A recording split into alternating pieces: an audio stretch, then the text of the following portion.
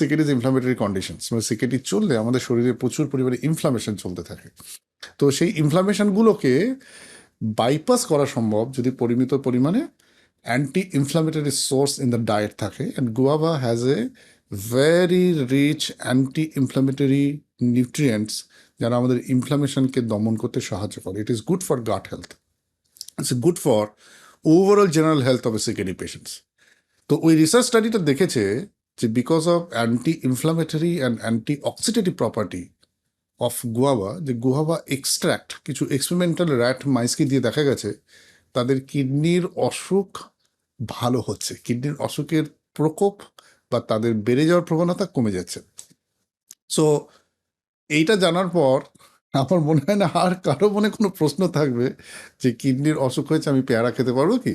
নিশ্চয়ই পারবেন, পেয়ারা খান। It has a good fibre content, আপনার গাট মুভমেন্ট ভালো রাখতে সাহায্য করবে।